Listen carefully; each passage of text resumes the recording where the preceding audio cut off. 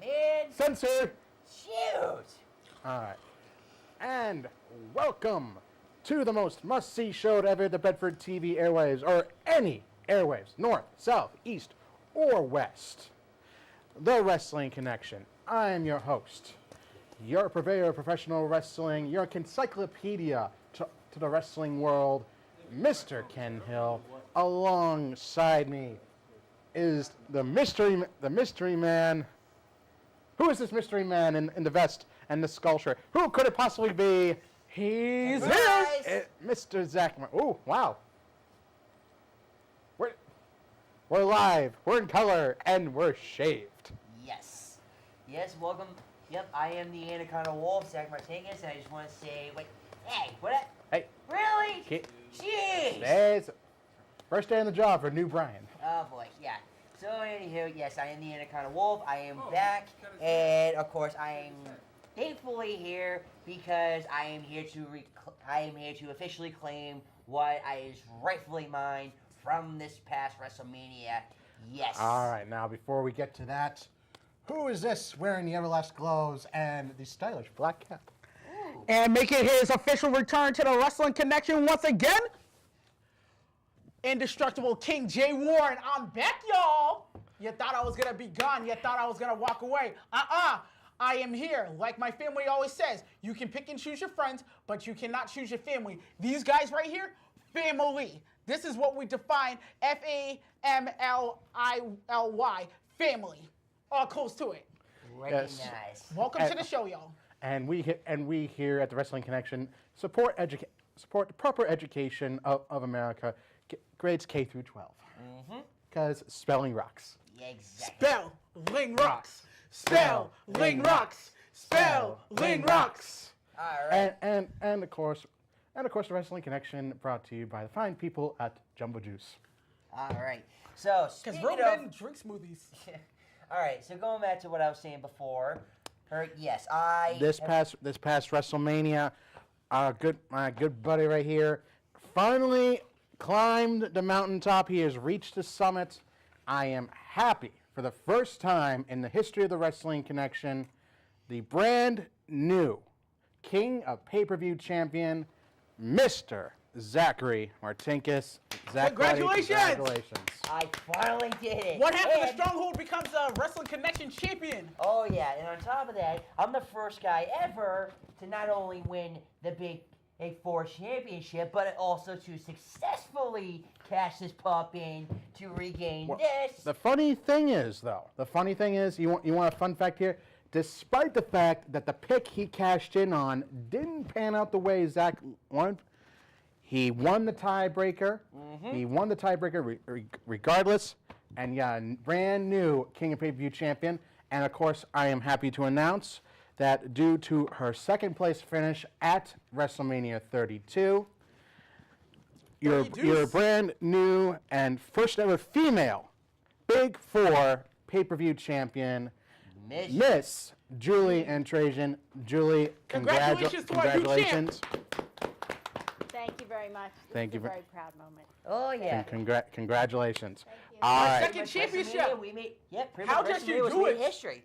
WrestleMania was made history. The Right. fact that I officially Won won the this for the first time ever in We have 2 years since this sucker's creation, and We have our first female Big Four pay-per-view champion. Of course, it's the second champion, but it's still history-making. Just like WrestleMania was history-making. I mean, and it's also history making for me because I've made two mistakes. One, I assumed WrestleMania was in Houston, not in Dallas. Whoops. And second, following WrestleMania, I assumed we were coming up on Extreme Rules. Instead, we're heading towards Payback, which actually makes a lot more sense because Payback is in the same realm as Backlash. Exactly. So, And- my bad. Yeah, which actually is kind of ironic though too, because this will be my first defense, against this. So, you never know. Payback might come back against me, but you know what though? We'll I see. just want to make the statement clear though. Just the fact that I've won this for the first time ever, and I'm the first and only guy to have won the Big Four Championship, and this at the same, and have been able to successfully cash it in to win this.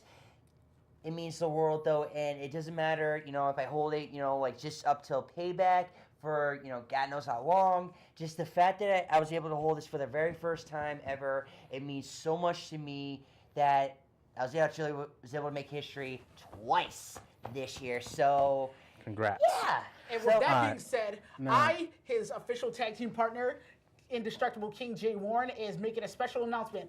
I, at Payback, officially challenged my own tag team partner for that Wrestling Connection King of Pay-Per-Views title. Well, pretty much- Wow. And, well, okay, everyone's laying down the gauntlet. I got my rematch. I mean, I'm gunning for that belt again for the record 7th time because me and Brian Classic are tied for 6 championship reigns each. That win will put me right at the top for most reigns in WK history. So. Yeah. This is the year of insanity. Let's go, triple threat. Good luck to all y'all. Yep. Let's do this. All right. All right, so speaking of Payback, we got a lot of build-up going on towards it this past week on Raw. We kicked things off with, surprisingly, Shane McMahon. Never mind that he lost the Hell in a Cell match. Never mind that he lost against The Undertaker, doesn't get a chance, due to an outbreak on social media. Shane McMahon is once again in charge of Raw. Continuity be darned. Yep, for the second week in a row, yes, he has hosted Raw, and you know what though? I'm gonna say though, he does a heck of a lot better job than you thought. Okay, because here's what he did. We kicked off the show with a McMahon, but instead of McMahon cutting down the entire roster and telling everyone the audience what sheep they are, what does Shane do? He promotes the show. Which is exactly what we need. We need somebody to be able to do this. Okay, exactly. He promoted the show. He promoted that there was going to be a tag team tournament sponsored by Booty Oats. They make sure you ain't booty. So we got the tag team tournament. We actually had an announcement that due to Owens' interference and Sami being knocked out of the number 1 contenders match, Sami would receive a second chance to be in the main event at Payback by facing off with AJ. If Zayn beat AJ Styles, he would be thrown into the mix, making a triple threat match for the WWE World Heavyweight Championship versus Reigns and AJ Styles. However, Owens took offense to that. Do we have the pictures up? There we There we go. go. Owens took offense to that, came out saying that this was all Shane's fault, and saying that Zayn did not deserve it. Okay, but Shane decided that since Owens was all hyped up and ready to go, and that Owens claimed that he never got his rematch for the Intercontinental Championship, which was technically true. Yep. However, Shane said, demands don't work like that. You have to earn your match. So Owens gets thrown into a number 1 contenders match for the Intercontinental title. And who is he ends up facing? Whoa. Cesaro. The King of Swiss. Swing, the Swiss The Superman. Swiss Superman. Tearaway suit and all. Oh yeah. Whoosh. All right, I'm ready to work, people. So this was an action-packed match, bell to bell. Actually, a lot of great psychology here with Owens focusing on Cesaro's shoulder. Many near falls throughout the match. It seemed like Owens was closing in on a victory, only for Cesaro to pull off the victory from nowhere with an awesome springboard spinning uppercut, followed by the neutralizer, and then you got Cesaro, number 1 contender to the Miz's Intercontinental Championship. Now, of course, like I mentioned at the top of the show, we had the tag team tournament sponsored by Bootios. They of make course, sure you ain't booty. they make sure you ain't booty. All right, and we had 8. Well, some of them deserving tag teams Others, not so much. We got the Usos versus the Social Outcasts, Golden Truth versus the brand new Vaudevillains, fresh up from NXT. Also fresh from NXT, you got Enzo and Big Cass, the realest guys in the room. How you doing? How are you doing? How you doing? The Ascension versus the Ascension, and Lucha Dragons versus the Dudley Boys. Luchas and the Dudleys would kick us off. However, it did not turn out to be a very magnanimous night for the Luchas, as Kalisto found himself injured early in the match after taking a bad spill to the floor. Thankfully, doctors have reported that Kalisto is fine, has made a full recovery. However, things were not so good for his partner Sin Cara, who tried to put up a good fight. However, he fell victim to the Dudleys' 3D, leading to the Dudleys moving on into the I believe it's semifinals, yes? Yep. It's the semifinals of the tag team tournament.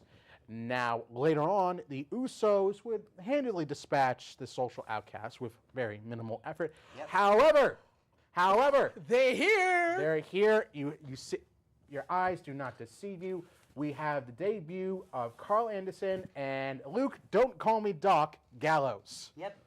Better known as the Bullet Club. The former members of the Bullet Club. Yeah, that's right. Straight Former leader and 3-time tag team champions of the Bullet Club. fresh from New Japan Pro Wrestling.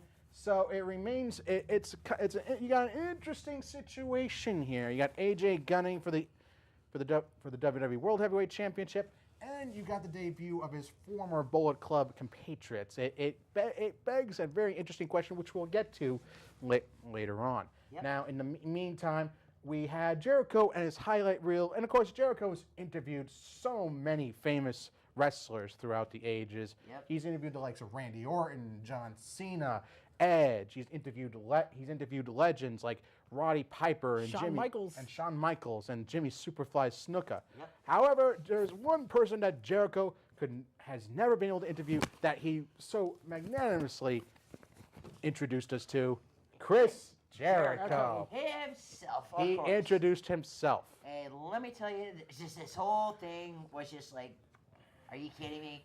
Do we really need to see this? Thankfully, however, he was rudely but thankfully interrupted by Dean Ambrose, who happened to,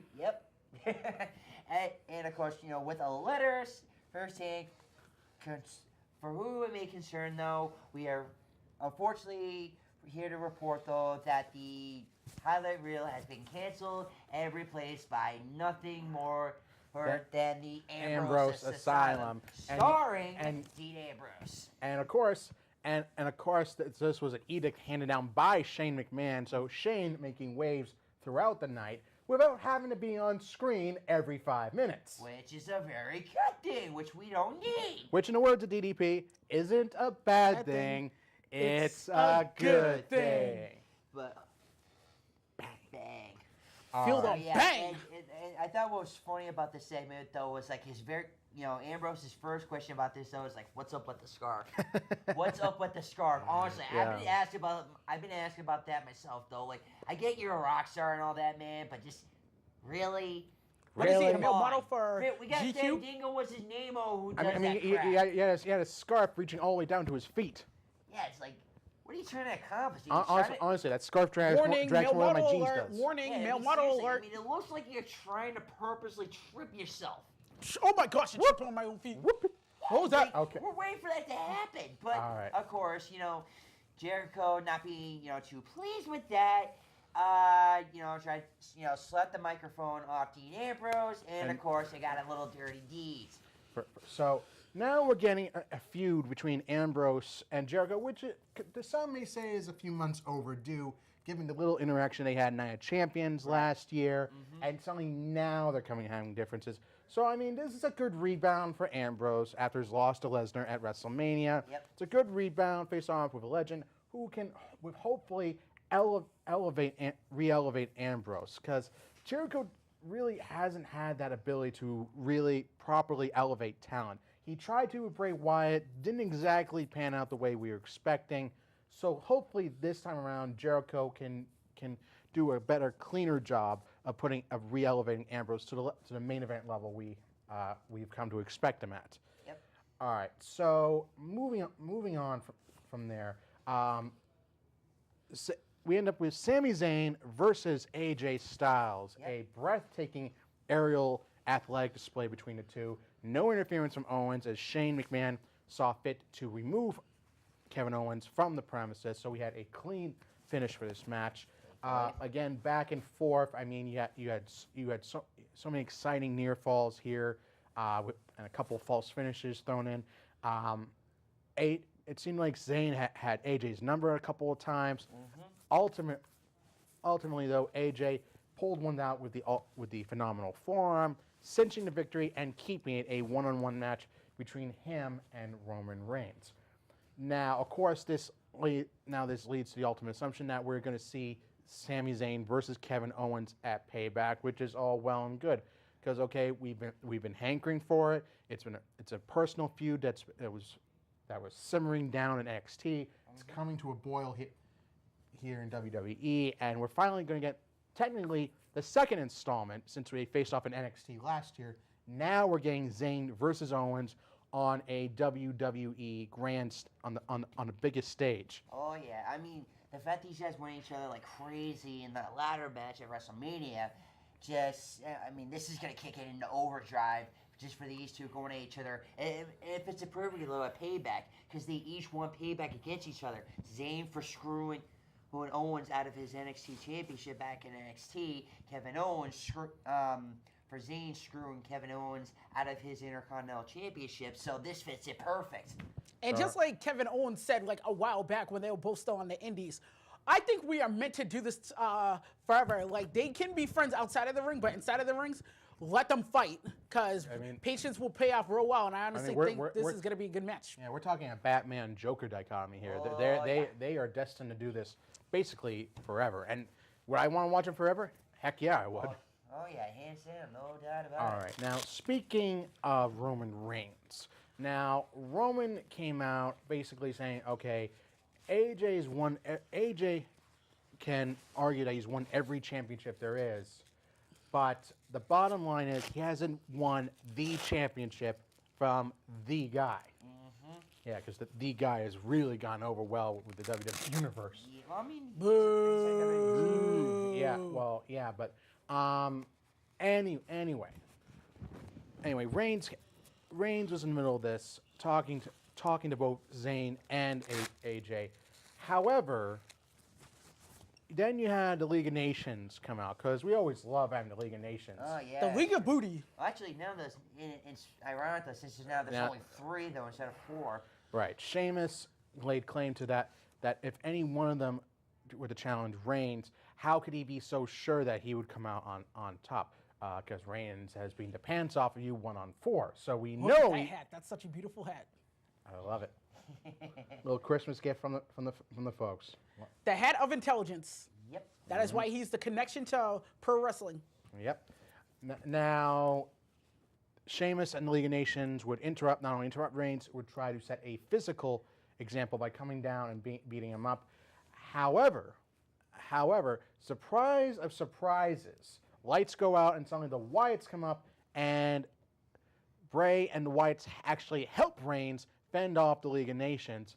Shane comes out. He's 7 kinds of curious here and wants to see Reigns and Wyatt team up more. So he puts them in a tag team match versus Sheamus and Del Rio of the League of Nations. Oh, yeah. Now there were times where these two were at each other's throats. Oh yeah. And these two fought wars. They fought throughout all of 2015. They fought at in a brutal Hell in a Cell match. Not to mention, he went up against each other when they were in Shield. So this is a feud that's been going on for a better part of 2 years. So you had these two this was essentially trying to get The Rock and Stone Cold to get along. Oh, yeah. They could work together, but they were not going to like it in the least. Nope. But ultimately, when it boiled right down to it, they were able to work together. I mean, you see here Bray Wyatt picking up a big win, pinning Del Rio with Sister Abigail. Reigns fending off Sheamus with a well-timed spear, and surprise, no double cross, no turnarounds. Bray and Reigns leave on, I wouldn't say amicable terms, but they weren't beating each other up. Exactly. Which again, though, this still amazes me the fact that the Wyatt family, who for the last few years, like the very mention, or heck, even the very presence of them, everybody was in fear because you never know who was going to be the target, what the heck they were going to do. Just the fact that they actually came to somebody's rescue, especially Roman Reigns, is still appalling. Right, It's still amazing. But the biggest problem with the Wyatt family was that in every feud they've been in, both singles and as a group, they've suffered. The biggest feud the only feud that the Wyatts have won in the 3 years they've been here in WWE was against the Shield. Right. The biggest feud they had was the one feud they won was against the Shield. Bray Wyatt's feuds: WrestleMania 30 against John Cena, lost. Yep. Undertaker, WrestleMania 31, lost. Undertaker and Kane at Survivor Series 2015, lost. I mean, the only other feuds he came out on top were with Kane and Ambrose, and no offense to either Kane or Dean, but those are not feuds that you can really have Bray brag to anyone back in WWE about. Because he hasn't had wins over the biggest guys who could put him over. And you had WrestleMania 32 this past year with him in the ring with The Rock. The Rock took about 5 seconds, in 5 seconds, managed to put him back over with the audience. And then him and Cena buried him just as quickly. Yeah, which is like, Somebody grab a shovel. Like, come on. Like, this was like a momentous moment, though. I mean, God, let's think about last year here with freaking The Rock and Ronda Rousey, with Triple H and Stephanie McMahon. That was nuts. I'm telling you, if they made that match, that would have been crazy. Simply, since Ronda Rousey, I do got a little bit of a lost. Unfortunately, the balloon fell off that rose. So yeah, of course they don't get around to making it. So yep. That was my biggest problem with WrestleMania. That's basically the Raw review. So going into a bit right here. My biggest issue coming up with WrestleMania 32 wasn't the quality of the show. It was actually better than I think any of us were willing to give it credit for. Oh, yeah. It was actually a better show. Oh, yeah. It had good match length, good match quality with a couple exceptions here and there, Dudleys and Usos. Yeah. And basically, up until the Triple Threat Women's Championship match, it was actually measured out to be I would say a middle of the road WrestleMania. Not one of the biggest ones, not the more spectacular ones, but a pretty good one, pretty decent one. Right. But then, you had The Rock and Cena and the Wyatts waste time for like 40 minutes. Rock with one of the most self-aggrandizing promos I have ever seen. Seriously, taking a big honking flamethrower, I have his name in lights, being introduced by the Dallas Cowboy cheerleaders. And he thinks he doesn't have a big ego. Not! And then Cena coming out, who was clearly still injured, according to JBL. And you have them bury the Wyatts again. And basically the Wyatts are already dead in the water at this point. Yeah. So, this has to be the direction that they have to take the Wyatts in a new direction here. Or better yet, considering that Bray is coming out under a number of injuries lately, first his back, and then at a recent house show injuring his leg, the best thing to do might be to take the Wyatts off the road, off the air for a few months, kind of like have them rest up, heal up, bring them back at full strength, and have them figure out to be an anti-authority group, which we've all been pegging them as for a little under a year now. No kidding. Because when they made the exit from NXT, he practically gave a huge speech that him and his family is going to be one to take down the system. We're waiting, guys. What have you guys been waiting for? Okay, but do something. But the thing is, they haven't been able to, because in Bray Wyatt's words in a recent interview, they haven't utilized the Wyatts as effectively as they could. In NXT, they could not have been more over. The crowd was hooked on every single one of Bray Wyatt's words. And here, all his promos, while they're effective and articulate, are a little more than nonsensical ramblings, because they never figure out to be anything worthwhile. Right. Because he never wins. They say wins and losses don't matter in professional wrestling, but what good does it do, if he never wins? Right. Not to especially on the main roster, it matters a lot more. NXT, you're practically training. And plus, not to mention though, I'm sorry to say this, but this is just it's just as ridiculous as I'm gonna say this, as Zeb Coulter and Jack Swagger when they were trying to preach, the real American, beat, mumbo jumbo and all that. It's just as equal as that if you think about it, I mean, it's something that we're supposed to be booing, but we can't help but want to connect. I mean, you listen to Big Show on the Stone Cold podcast.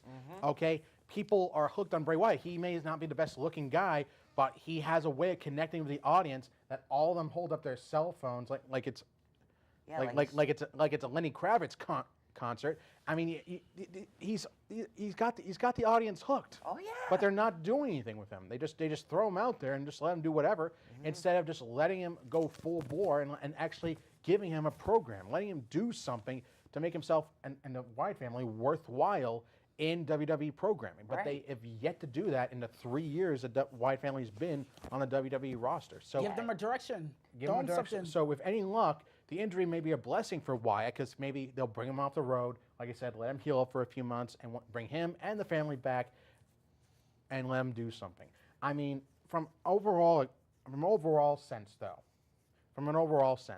you had, for WrestleMania 32, the problem, like I was saying, wasn't the pay-per-view itself, it was the fallout. It was the continuity. Like I said at the top of the show, you had Shane McMahon, who's been in charge of Raw for the last 2 weeks, and yeah, maybe the end justifies the means, but okay.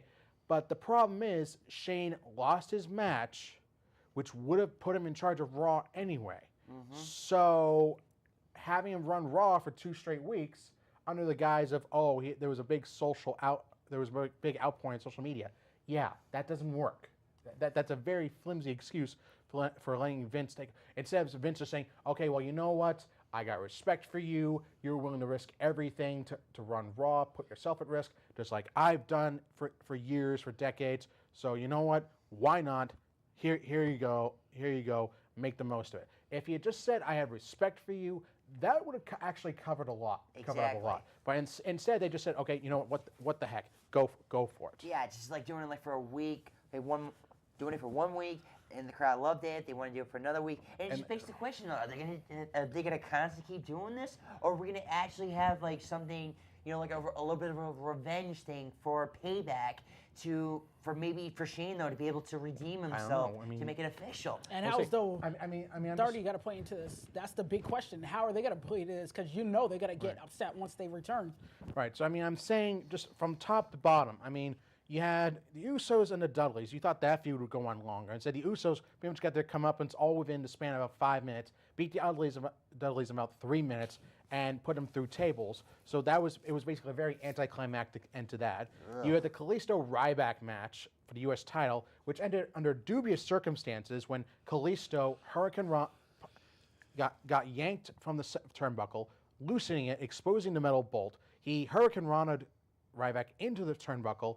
Ryback got hit with Salida del Sol, which led to an very open-ended match, and you would think Ryback would come back and say, "Oh, hey, you had to use nefarious means. A little guy like you had to use nefarious means to beat a big guy like me." That would have opened up things for a rematch at Payback. But the problem is, we haven't heard from Ryback for 2 weeks. Yeah, so what the heck? Okay, and then the one match on the pre-show that worked out was the 10 Divas Tag Team match because no one cared about that. And then you got Zack Ryder pulling off one of the biggest upsets in WrestleMania history, winning his first ever Intercontinental Championship, and it's at least giving him a token couple of weeks reign as reward for his due diligence over the last few years, coming into work every single day, no matter where his spot was on the card.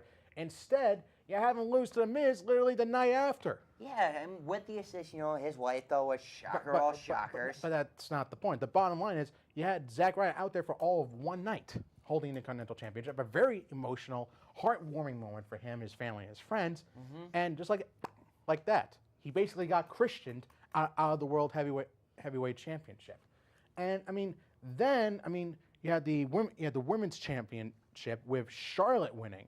And don't get me wrong, it was a great match, but the ending kind of left something to be desired because you would think, okay, it seemed like they were really gearing up to have Sasha win this, but she doesn't win it. And then instead of having Sasha establish herself as the next feud for Charlotte because she never got pinned or submitted, right? Instead it's Natalya. Which, don't get me wrong, Natalya's a great wrestler, but the bottom line is, okay, you had a ready-made storyline with Charlotte and Sasha, and they kind of just glossed over that. Yeah, and plus Due to the fact you know, Sasha one got thing- hurt. Well, and that, but the bottom line is, it wasn't so much it wasn't so much the pay-per-view, but the continuity following the pay-per-view, the follow-up, the fallout. Yeah, And this is my biggest problem because up until, okay, you saw this past Raw, okay, it seemed like creative was so much more effective in establishing a show.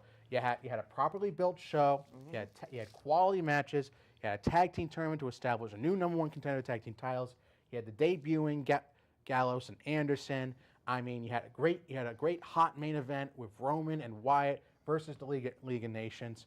And so, I mean, that's the kind of Raw we come to expect. Yeah. I mean, not just 3 hours of crud, but I mean, just 3 quality hours of wrestling and entertainment program. Right.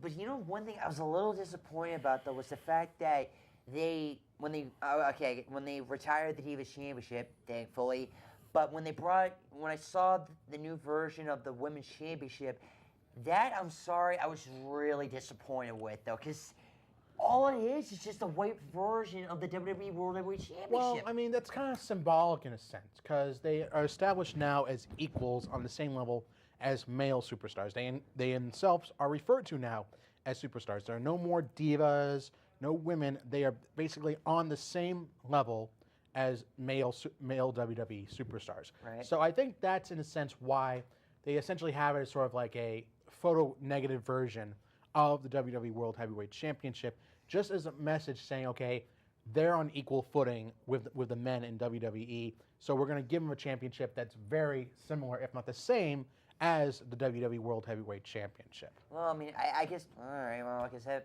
kind of, close to my point, though. Well, crushes my whole point altogether. I guess I'm just, like, really thankful that they finally got rid of the Divas Championship. Of the butterfly tattoo belt. Yes, exactly. That, I'm sorry, but that needed to go. I mean, not for nothing, though. I mean, I think this, I agree with you, the title, this new Women's Championship, it does make a lot of sense, though. But to be honest, though, I actually prefer the old version of it, though. I'm sorry. I know I'm one of those guys that's very rare of old-fashioned, though, but I think the old version of the Women's Championship was a heck of a lot better than this one. I miss it too, but you know what? You got to move on with the times. You got to revamp it. You got to refresh it. And the bottom line is, the Women's Championship is back. No more Divas Championship. No more pink belts, girls belts, or butterfly belts. You got a Women's Championship that you can say is officially on par with the WWE World Heavyweight Championship. Yeah, plus not to mention, it actually brings back, all the history from it's had, Exactly. the 50 some odd year reign from the Fabulous Moolah, the 7 multi-time reigns from Trish Stratus.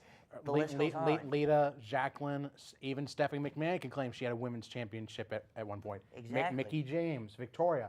You got Molly Holly. Molly Holly. You got a number of fantastic female wrestlers, and now we continue that trend with Charlotte, with Sasha, with Becky, with Emma, with Paige, with a slew of WWE and NXT women's wrestlers paving the way, revitalizing women's professional wrestling. Which we really needed. We really needed this. So thank God for that.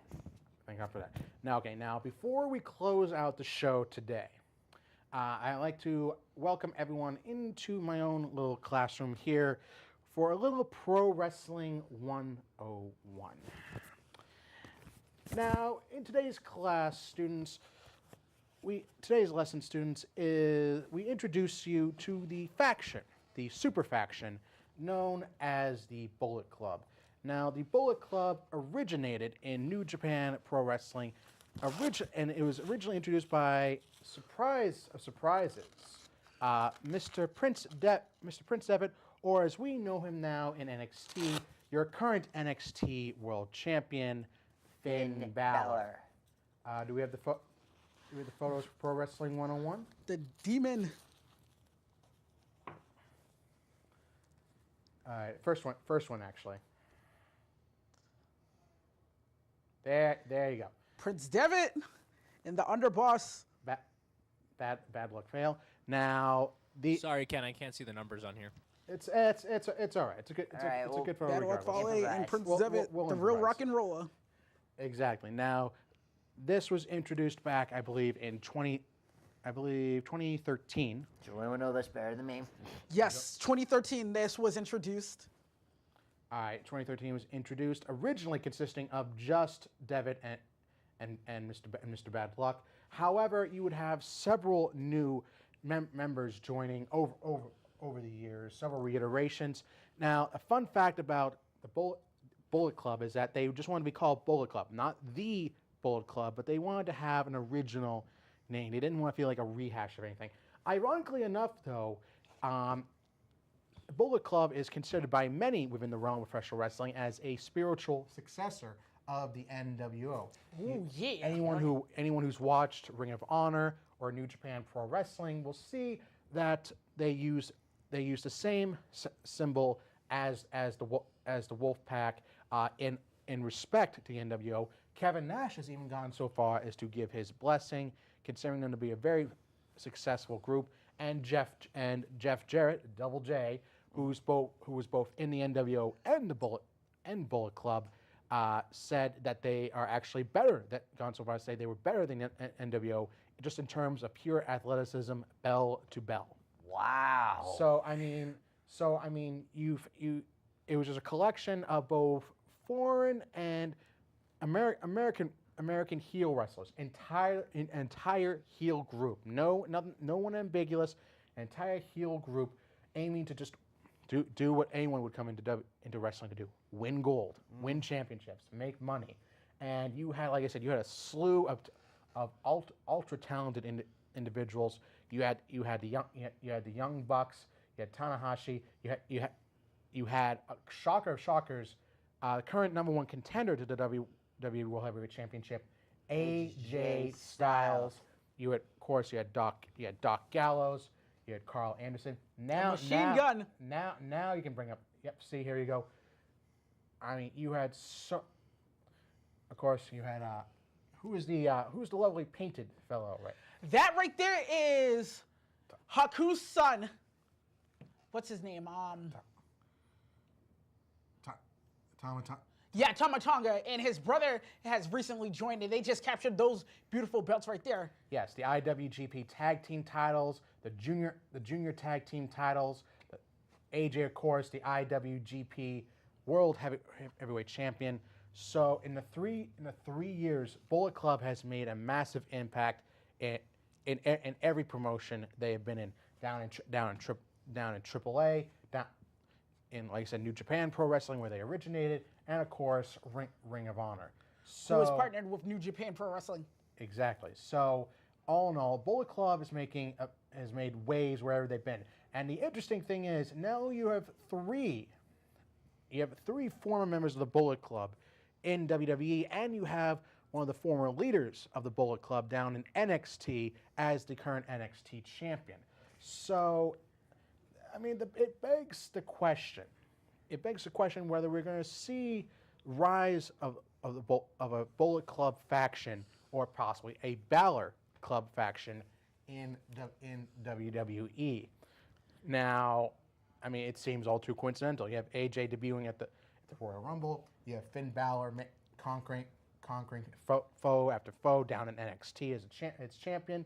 You have Anderson and Gallows making their shocking, or maybe not so shocking, debut on Raw this past Monday. Mm-hmm. So who knows? I mean, these could just be three separate coincidences, or we could see the beginnings of a brand new takeover generation of Bullet Club in WWE. And who knows? We may see some WWE originals join up with the Bullet Club if they do form here. We'll have to wait and see, won't we? Oh, And what many do not know about the Bullet Club is collectively they had 4 leaders. Two of them actually in that picture right there. You had Doc Gallows. You had AJ Styles. You had Prince Devitt as Finn Balor as the founding leader. And what most people do not also know is the reason Bullet Club became that name is because Prince Devitt wanted to do a tribute to Machine Gun Anderson by calling themselves the Bullet Club, doing his signature sign. The straight shooter. The straight shooter and the real rock and roller. Exactly. So again, it remains to be seen. It'll be a very interesting next few months with 4 members of the Bullet Club currently on the WWE roster. And that is all for episode 111 of the Wrestling Connection. Before we sign off, I just want to give a special shout out to the classic Brian, Mr. Brian Dorrington Jr., who is nice enough to stop in today. Brian, welcome back to the show. Just give a few quick thoughts. Thank you very much, Ken. On today's proceedings. Sorry, thoughts on what? Just today's show. I mean, just what your thoughts are about Raw, about potential reuniting of Bullet Club and WWE. Well, I wasn't really familiar with the Bullet Club until I started researching them with the whole AJ Styles thing, and now I'm more for you guys. Definitely enlighten me a little bit more. I just the whole AJ push sort of came out of nowhere for me. I like it, and I think that this is the perfect opportunity for a Reigns heel turn, because the crowd is so behind AJ. People love him. If they were to have Reigns just go and sort of, just destroy him and do all the, cheesy heel type tactics to him, the crowd would hate Reigns so much that they'd start to love him again as a heel. So I think this is the perfect opportunity if Reigns is ever going to go heel and Vince wants the WWE universe to actually embrace him. I think that this is the time to do it. I think it's an interesting theory because I mean, one of my biggest problems with this was that AJ lost at WrestleMania. And then you could say he got his win back because in the Fatal 4-Way #1 Contenders match, he pinned Jericho. So you could say technically he got his win back and signed things off with Jericho. Knowing WWE, that's probably not the case. Right. But and then you have AJ thrust into this. But then you have Anderson and Gallows debuting. You have Balor down in NXT as the NXT champion.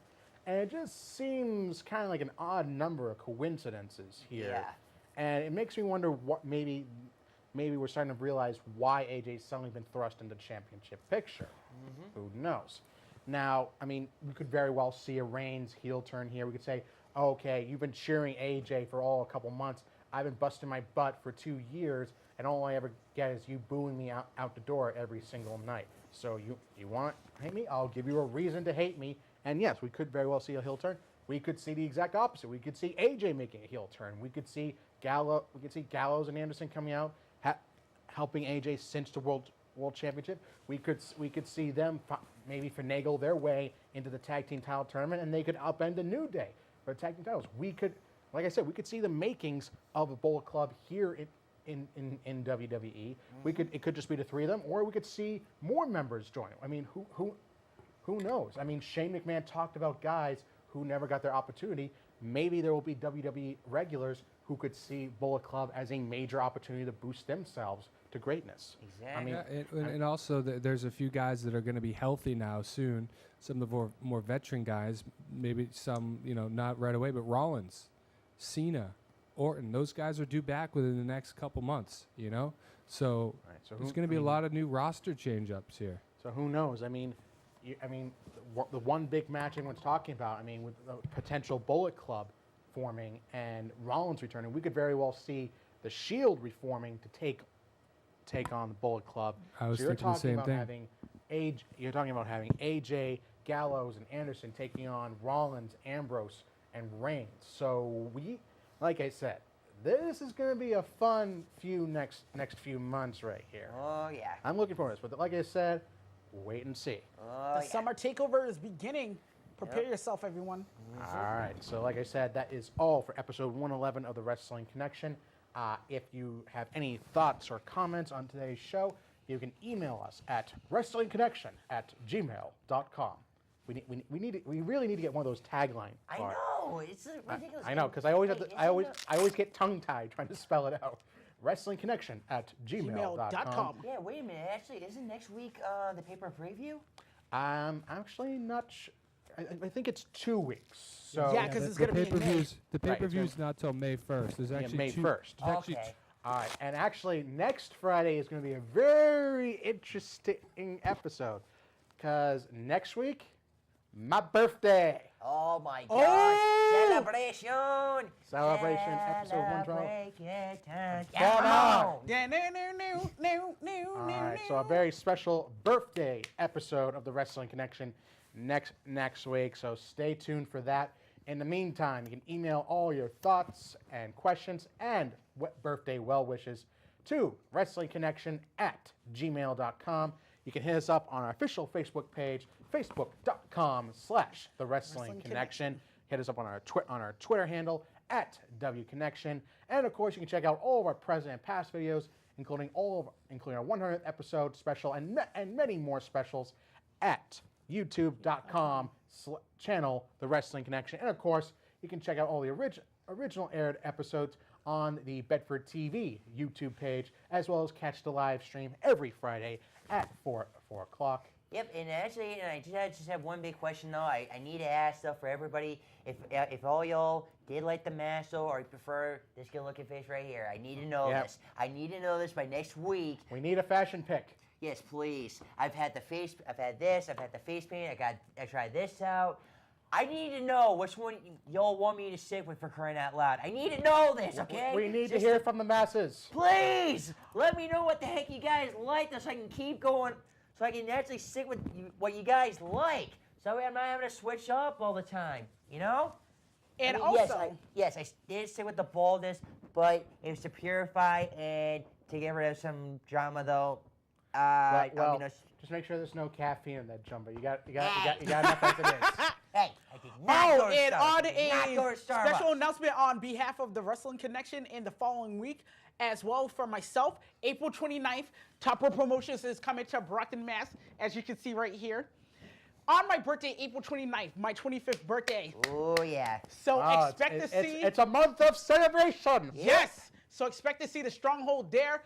Friday, April 29th, 7:30 at the Brockton VFW. Be there or be square. Stronghold for life. Hey, friggin' minute that. And remember, as always, be connected, get connected, stay connected. Y'all have a good night, folks. Good night. And remember to be awesome. Bullet Club for life. Now cue our music. I did too many times to ignore it. There's some things that I'm supposed to be. Someday we'll find it, the Wrestling Connection. The lovers